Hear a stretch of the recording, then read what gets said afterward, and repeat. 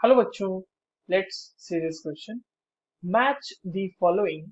ए में कहा जा रहा है हमसे energy of ground state of helium. B है potential energy of first orbit of hydrogen atom. C है kinetic energy of second excited state of helium. And D है आयनाइजेशन पोटेंशियल ऑफ हीलियम। ठीक है। और हमारे पास जो दूसरा साइड है, जो दूसरी साइड गिवन है या दूसरा कॉलम गिवन है, उसमें हमारे पास जो वैल्यूज हैं वो दिए हुए हैं। हमें उन दोनों को मैच करना है। तो चलिए बच्चों, इस क्वेश्चन को सॉल्व करते हैं। तो सबसे पहले ये देखते हैं कि इस क्वेश्चन को सॉल्व करने के लिए हमारे पास कौन से की कॉन्सेप्ट की जरूरत है। अब देखिए, ये जो सवाल है हमसे, ये बेसिकली बोर्स एटॉमिक मॉडल से पूछा गया।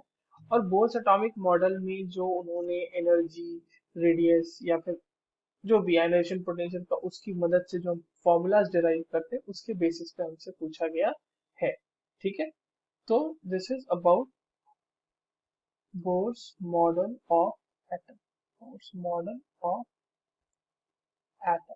ठीक है। अब देखिए, जो एनर्जी होती है किसी भी ऑर्बिट की, nth ऑर्बिट की अगर एनर्जी की हम बात करें, तो that is given by -13.6 Z square upon N square. और ये इलेक्ट्रॉन वोल्ट होता है, पर एटम होता है। तो this is the energy, total energy. इसको टोटल एनर्जी भी लिख सकते हैं, total energy. T stands for total energy ना। टोटल एनर्जी और पोटेंशियल एनर्जी के बीच का रिलेशन अगर हम देखें, तो पोटेंशियल एनर्जी का हाफ होता है टोटल एनर्जी। और अगर हम टोटल एनर्जी और काइनेटिक एनर्जी के बीच का रिलेशन देखें, तो total energy is equals to minus of kinetic energy. And ionization potential की अगर हम बात करें, तो ionization potential is equals to 13.6 Z square upon N square. यानी जो टोटल एनर्जी है, अब देखो किसी भी इलेक्ट्रॉन की कितनी एनर्जी है वो हम इतना इससे बता रहे हैं। तो अगर हम उस इलेक्ट्रॉन को उतनी एनर्जी प्रोवाइड करेंगे, तो वो इलेक्ट्रॉन छोड़ के निकलेगा ना एटम से। तो इसीलिए जो आयनाइजेशन पोटेंशियल है, that is basically in the positive sign. जो एनर्जी का फॉर्मूला है वही है। ठीक है। This is also in electron volt. अब इन फॉर्मूलाज का यूज करते हुए हमारे पास जो दी हुई चीजें हैं, उनको हम लोग कैलकुलेट कर लेते हैं। तो पहला कह रहा है कि energy of ground state of helium. तो energy of ground state helium की अगर हम बात करें, तो फॉर हीलियम E1 कितना हो जाएगा, E1 ग्राउंड स्टेट हो जाएगा ना, यानी n की वैल्यू हमें रखना है 1। तो ये हो जाएगा -13.6। जेड कितना होता है हीलियम के लिए, वो होता है 2। तो 2 स्क्वायर डिवाइडेड बाय 1 का square. And this will be giving you -54.4 electron volt.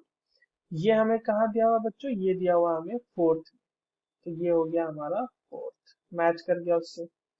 अब देखो, ए अगर आपने सॉल्व कर लिया, तो डी सॉल्व हो जाएगा तुरंत। आयनाइजेशन पोटेंशियल ऑफ हीलियम, मैंने आपको बताया जितनी इलेक्ट्रॉन्स की जितनी एनर्जी की रिक्वायरमेंट होगी, उसमें उतना इलेक्ट्रॉन दे देंगे। तो हीलियम में जो दो इलेक्ट्रॉन्स होते हैं, वो दोनों के दोनों फर्स्ट ऑर्बिट में ही होते हैं। और उसी में से एक इलेक्ट्रॉन को निकालने के लिए हमें एनर्जी देनी पड़ेगी। तो आईपी की वैल्यू यानी आयनाइजेशन पोटेंशियल की वैल्यू अगर हम देखें फॉर हीलियम, तो वो क्या लिख सकते हैं हम for helium, IP is equals to minus of E1, that is equals to 54.4 electron volt. ये कहाँ दिया हुआ है, ये थर्ड में दिया हुआ है। तो ये हो गया हमारा थर्ड। ठीक है। अब हमारे पास दो चीजें, potential energy of first orbit of hydrogen atom. इसको निकाल लेते हैं, potential energy for first orbit of hydrogen atom. तो देखिए कैसे निकलता है। टोटल एनर्जी का हाफ होता है पोटेंशियल एनर्जी। तो यह इसको इस तरह से भी तो लिख सकते हैं ना कि for hydrogen potential energy is equals to 2 into total energy. और हमसे पूछा जा रहा है फर्स्ट ऑर्बिट के बारे में, तो फर्स्ट ऑर्बिट क्या हो जाएगा बच्चों, -2 इंटू 13.6 इंटू टोटल एनर्जी का फॉर्मूला जो होता है वही लगा दिया हमने। जेड के वैल्यू वैल्यू एच की 1, और एन की वैल्यू तो फर्स्ट ऑर्बिट के लिए पूछा जा रहा था 1 इलेक्ट्रॉन वोल्ट में। ये भी जवाब आ जाएगा -27.2 electron volt. And this is given in option number, sorry column जो 2 है उसमें सेकेंड वाला जो ये वाला। अब लास्ट हमारा बच रहा है kinetic energy of second excited state of helium. तो वो भी देख लेते हैं। देखिए काइनेटिक एनर्जी जो होता है वो होता है माइनस ऑफ टोटल एनर्जी। तो माइनस ऑफ टोटल एनर्जी अगर मैं करूँ इसको, तो ये हो जाएगा 13.6 into Z square upon N square. और हमसे पूछा जा रहा है काइनेटिक एनर्जी, किसके लिए पूछा जा रहा है? Second excited state of helium, यानी कि n इज इक्वल्स टू 3 हो जाएगा, वही सेकेंड एक्साइटेड स्टेट होगा ना, क्योंकि n इज इक्वल्स टू 1 हमारा ग्राउंड स्टेट है। यहाँ से फर्स्ट एक्साइटेड स्टेट आता है n इज इक्वल्स टू 2, और यहाँ से फिर तीसरा होता है, दूसरा जो एक्साइटेड स्टेट होता है वो होता है n इज इक्वल्स टू 3।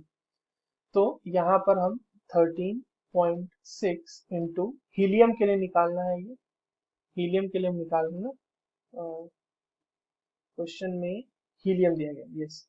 तो हीलियम के लिए निकाल रहे हैं, तो z की वैल्यू हम रखेंगे 2 स्क्वायर डिवाइडेड बाय 3 का square, and when you will solve this comes out to be 6.04 electron volt, which is given in the option number, not option number, that is the first in the column 2। तो हमने देखा हमारा ए किससे match कर रहा है, ए match कर रहा है 4 से। ऑप्शंस देख लेते हैं कहाँ कहाँ हमारे पास क्या मैच कर रहा है। तो ए में तो ऑप्शन नहीं मैच कर रहा, और डी भी हमारा ऑप्शन नहीं है। ए 4 बी और सी में है, बी 3 से मैच कर रहा है, बी बी हमारा that is the potential energy, right. ये है हमारा बी, सॉरी ये है हमारा बी। तो पोटेंशियल एनर्जी किससे मैच कर रहा है? ये 2 से मैच कर रहा है। सो 2 सी 1 अभी हमने देखा, और डी 3 यहाँ पे दिया हुआ है। So the correct answer is option C. I hope you understood this well. All the very best.